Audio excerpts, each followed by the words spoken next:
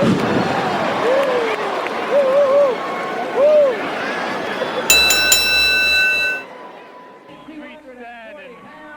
Cornette, two people who are not my favorites, to say the least. Then you have on the other side of the ring, as you see making their way to the ring right now, the King himself, Jerry the King Lawler, along with Dr. Mark Curtis. I gotta tell you, Jerry the King Lawler, acknowledged as possibly one of the best talkers this business has ever produced. He is a very well-to-do businessman in the Memphis area, an extremely talented cartoonist, and very creative person. Oh, yes, I would have to concur with you on that. He is very creative and one of the best talkers. In fact, I understand he has a BS. I mean a BA. A BA in education, I mean, yes. And that very distinctive music here over the roar of the thousands of fans here at the Camden County Community College in Blackwood, New Jersey. The music of the Midnight Express. Let's go to the ring now for the official introduction of Cornette and Lane.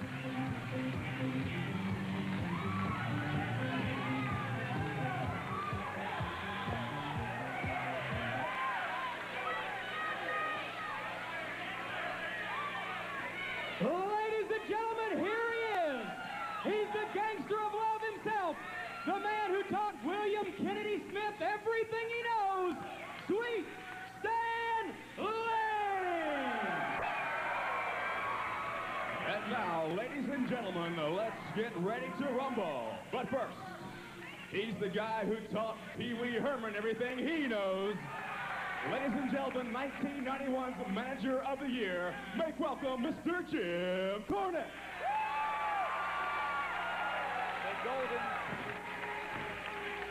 The golden tones there of Sweet Stan Lane. Gee, it looks like Jim Cornette spends many hours in the gym, doesn't he, huh? Greenwich Village, New York, Dr. Mark EKG Curtis. One fall. I'll tell you, Creator, I'm not quite sure what we're about to see, whether it's going to be action, comedy, or evasiveness. This Mark Curtis, Dr. Curtis, claiming he has a BS in psychoanalysis. No, I think that was Jerry Lawler has me. But anyway, you know that Dr. Mark Curtis's claim to fame is that he's my personal physician. I bet you did not know that. No, I didn't know that. Oh, you do now. And I still don't believe it. The Creator, earlier here in the program, the manager of Cactus Jack, and Dr. Curtis pointed out, Creator, that he was the first manager ever of Cactus Jack. Well, that's not true. Of course, I have been the man behind the scenes for a very long time. I would disagree with that. What does that little weasel know about... What? He said that he was the manager of Cactus The original Jack? Manager. And you came in and was somehow able to take him away. Oh, he has some nerve, doesn't he? Well, he does have nerve. I'll tell you, Jim Cornette looks really good in this match. Come to think of it, a lot better than that little weasel. He does. Well, as the mic work begins, we're going to stay on this mic for a moment because I can tell you there's going to be a lot of mic work before we see any mat action. Some of the best talkers in wrestling are in that ring right now. King is calling and informing you because of you people being so ignorant, he's not even going to waste his breath on it. Well, you heard it. Well, that's our loss, frankly. Jerry Lawler, very clever. I always wondered, what is Jerry the King Lawler the king of? Memphis. Oh. Why, thank you, Christopher. There still are. There's a great shot there of Cornette. He looks happy. He's never looked happier, in fact. He's been out of World Championship Wrestling a number of months. He's told me on a number of occasions privately that he is very happy to be gone, just working here on the independent circuit where he is very, very much appreciated. Hey, Lawler, I will say one thing for you. It was awful nice of you to bail Pee Wee Herman over here out of jail.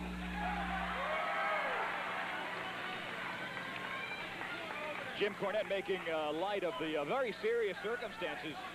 Paul Rubens, known professionally as Pee Wee Herman, has found himself in. And I've told you have great detail on that particular incident. Perhaps you were in the particular theater that he was caught in, Creator? No, I don't believe so. You know, that was in Sarasota, Florida.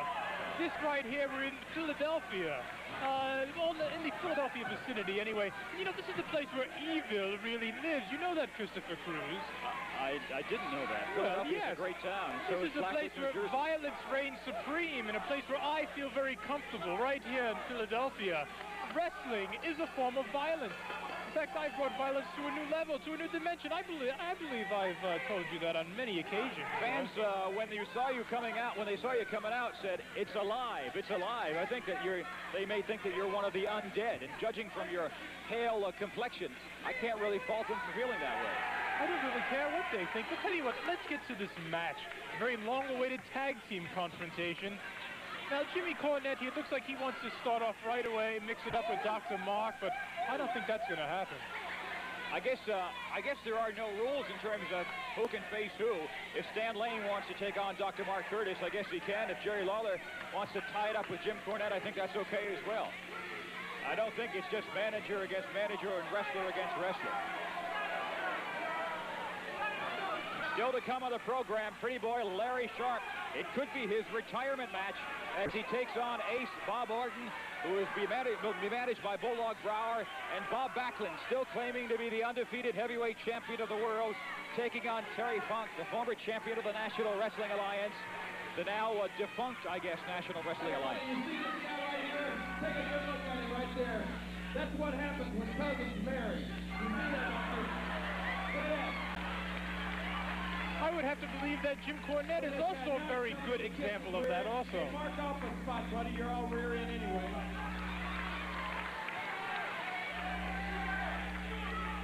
I'd come out there and knock all your teeth out, but I don't want to improve your look.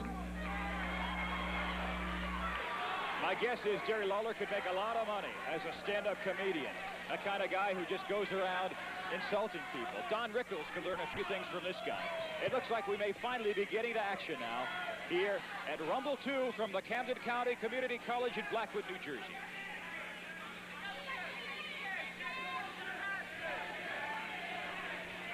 Then again, maybe not. It has been a very long night, a number of hours here in Blackwood, and here we go, the collar and elbow tie-up. Both men about the same height, same weight. Lawler clearly edging Lane in terms of experience. Lane has a viciousness about him, though. And a powerful hip toss out of the turnbuckle.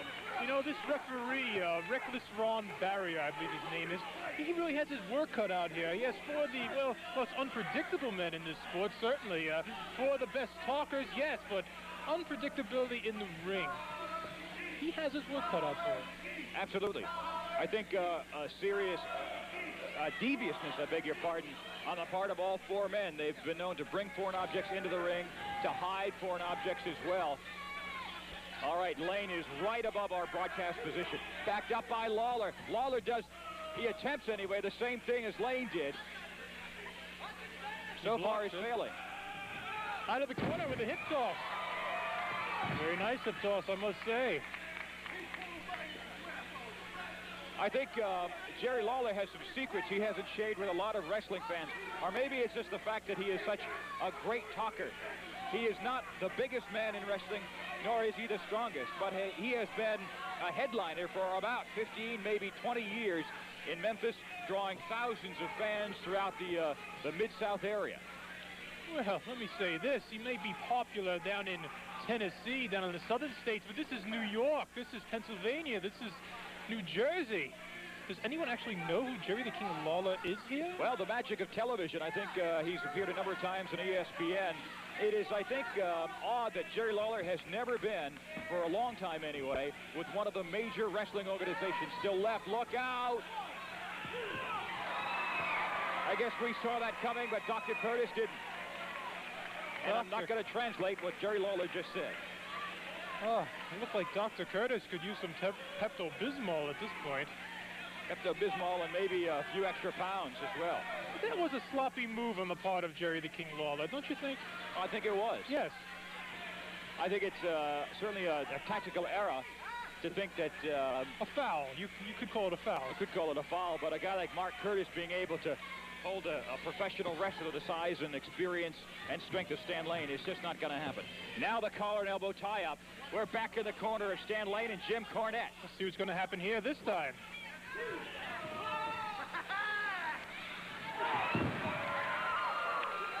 Lawler caught by Lane, a roundhouse right. Lane really dropped him with that one, but you had to remember, I understand that Jerry the King Lawler is a pugilist in his own right, a very good master of the fisticuffs. He's a what? A master of pugilism. And what is that? Is that something that's illegal? Never mind, never mind. Lawler paying more attention to the fans. I'm not sure that a lot of his comments here in arenas are appropriate for family or even cable television. So we're going to try to refrain from picking him up on the microphone or from translating him. In comes Cornette. Lawler ducks. But pops right back up, and then Cornette popped him. The unfortunate thing, Creator, I think, is that Lawler cannot really tag in his partner, Dr. Mark Curtis, to deal with a fellow by the name of Stan Lane. It's just not going to happen. He's got the whole weight of this match on his shoulders. Certainly not. I understand that Dr. Mark Curtis has been spending many hours in the gym preparing for this contest. 3-4 hours in the gym daily, doing road work, working out in the ring with Jerry the King Lawler for this match. I think that Jim Cornette, as we see here, he's been joking a lot now. He's been laughing a lot, but I don't think he's going to be laughing much longer when he actually does have to mix it up with Dr. Mark Curtis. All right, once again, the collar elbow tie-up. A twist of the arm there. That is so painful.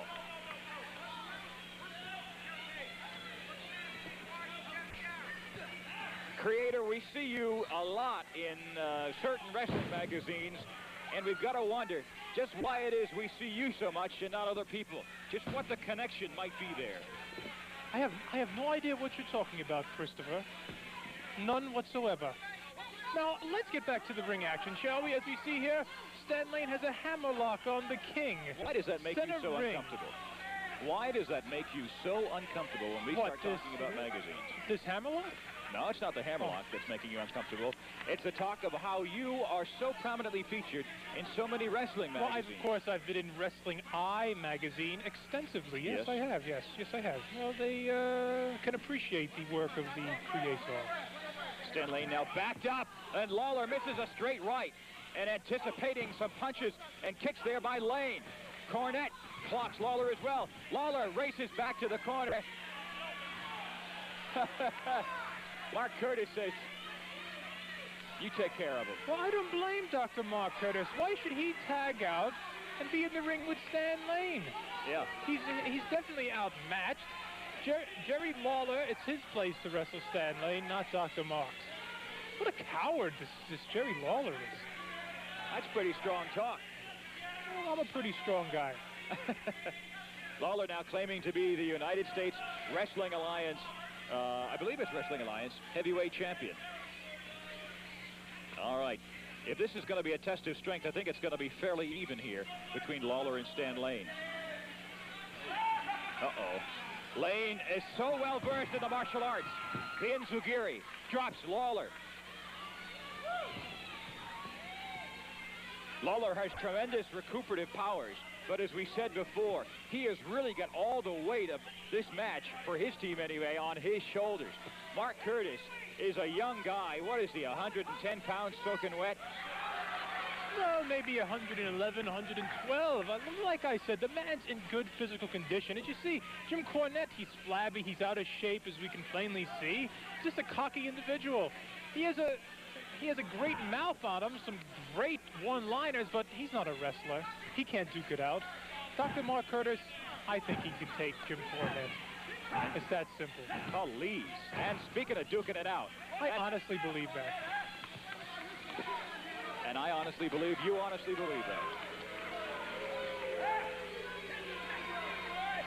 It is a DDT on Stan Lane, who is in the wrong corner. And now Dr. Curtis says, let me in, let me at him. Okay, here's the tag.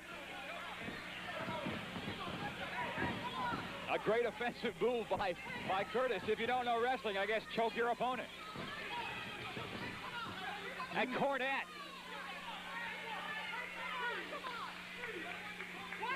Cornette was in just a few seconds ago, but stopped by a very alert referee. Now it's Lawler back in after Mark Curtis has done some damage with a chokehold on Stan Lane. You say that Jim Cornette was stopped. I don't think he was stopped. I think he was scared. He saw Dr. Mark Curtis in the ring, and he just backed off. That's what I saw anyway. All right, now Cornette's in, and Curtis is out, and Lawler is in. This is an interesting combination. Cornette, for so long, has been a manager, but he's not a little guy. He's about the same size as Jerry Lawler. I don't think he's the same toughness as Jerry Lawler. Now Curtis comes in. It's manager against manager. Curtis is going to go flying, and not of his own volition. Cornette. A press slam? Oh, my. A form of it, anyway. Cornette comes off the ropes. A flying elbow. Tremendous from a guy who's not supposed to be a wrestler. He's obviously been working out of the ring in anticipation of this match as well. Whoa! High back body drop, and Mark Curtis goes into convulsions. Lawler is very concerned. Cornette winds up and connects in the throat. Here we go for the pin. 1, 2. Cornette was watching Lawler, who for a second time kicks his own man. 1, 2, and now he elbows Curtis right in the throat.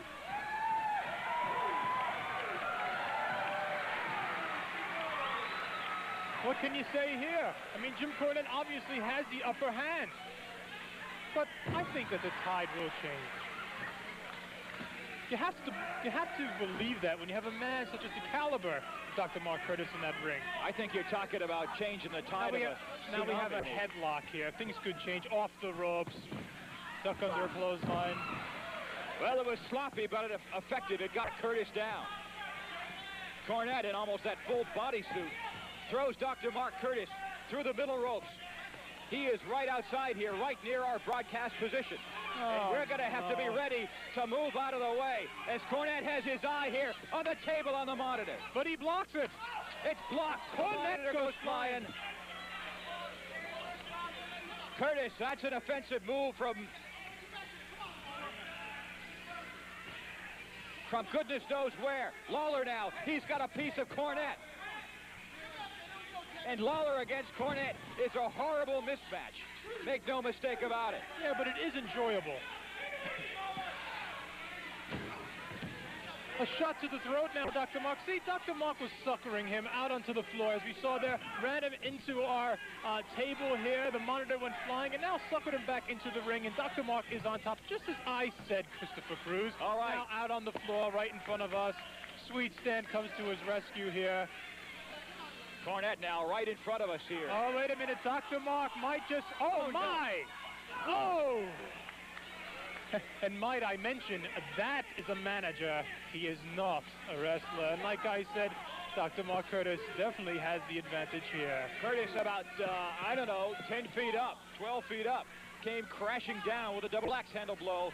A la Randy Savage. Yeah, it really was. Yes, it was. Cornette is right next to us here. Now look, Jim Cornette, now what's he doing here? Trying to take a cheap shot at me? What's he trying to do here? They've got hold of this monitor. Cornette slowly but surely making his way back into the ring as Curtis goes right back to work on this very successful manager. A snapmare, and the big guy goes over. Now Curtis drives the right hand into the top of the head of Cornette. You're right, Creator. The tide clearly has changed. A leg drop there by Curtis. And you notice a lot of these moves. Here comes two. A lot of these moves, just like that fist drop, very reminiscent of Jerry the King Lawler. That's a good point. Thank you. I thought I might point that out to you. All right. See here, tag out to Jerry the King Lawler. Oh, this should get interesting. This is dangerous. As we said, this is a horrible mismatch. You've got a manager against a wrestler, and Cornette is no match for Jerry Lawler. He's got to be a punching bag for the King for as long as Lawler can keep him in the ring. Cornette looks as helpless as that stupid comic Andy Kaufman. Looks like he's going to do the same thing to Cornette as he did to Kaufman, a pile driver. His neck. He has just broken Jim Cornette's neck. No doubt about it. for a second there wasn't moving. I'm not sure how funny that is to you fans. In fact, I'm sure it's not funny at all. Oh, I think it's hilarious. Wait a minute. Luckily, however, Lawler has left the ring, and Cornette is recovering just about enough. You know, this almost ended the career of Bruno Sammartino when he had his neck broken by Stanley Lariat Harrison. He continued on instinct. Looks like Jim Cornette is doing the same thing. But Cornette, if you're in pain, give it up. Give it up now before it's too late. Well, you've got a fresh guy out there by the name of Sweet Stan Lane. And if Stan Lane can make it into this ring, he's got to clean house. A standing drop kick about 6 feet in the air. Curtis is incredible. Here we go. Here comes 3. Cornette slides out of it. He doesn't push his way out of it or power his way out of it. He slides out of it. A knee right to the forehead here as we see Dr. Mark. He's signaling he is going to the top rope. What are we going to see here, Mr. Cruz? Curtis can fly. He's way up there. Whoa! Oh, my. Oh, my is right. Even the ladies here know that hurt. Ouch. The question is, will Cornette be able to take advantage of it? He's headed for the wrong corner. Curtis Lawler is tag. in. Cornette through the legs. And he rolls out to Lane. In comes Stan Lane. He's hot. Those sidekicks. The martial arts experience of Lane. Lawler comes crashing into the turnbuckle. Runs into an elbow. Terrific sidekick, spinning sidekick into the ribs of Jerry the King Lawler and has him rolled up. And Lane gets a 2 count. Lane had Lawler hooked there very well. Break of the eyes. That always tends to even the score, at least momentarily. And a tag out to Dr. Mark Curtis. Let's see how he fares against Stan Lane. To a still fresh Stan Lane. Lawler connects with a clothesline on Dr. Curtis. I think it's Lane and Curtis for the legal men in the ring. Oh, wait a minute. Cornette has got 3. Dr. Curtis. That's it. Wait a minute, wait a minute. Dr. Mark Curtis's leg was on the ropes. You saw that. Look at it. You can clearly see that Dr. Mark's leg was on the ropes. His foot was on the ropes. I agree with the creator, and I don't think Cornette was even the legal man in the ring. Clearly. Dr. Mark's foot was on the rope. Why don't you go over and tell Cornette Well, I that will. yourself? Where is he? Cornette. He's right there in front of you. What do I mean, where is he? He's right there. Go over and tell him yourself. Well, I will. We'll get the headsets off and walk over. He's walking away. Go tell him yourself. Don't holler at me. There he is. Stan Lane is still in the building. Jim Cornette is still in the building. His foot was on the ropes. You saw it. What's wrong with you? Are you blind? I agree with you. The glasses are a little fogged up, but his foot was on the ropes. What's wrong with this referee? Where'd they find this wetback referee? Hey, That's the question. It was wrong, I'll tell you. Flat out, it was wrong. His feet were on the ropes. Your foot was on the ropes. Wait a minute. Curtis goes flying out the top. Lawler, what a great sportsman he is, huh? Now, what kind of sportsmanship is that, Jerry Lawler?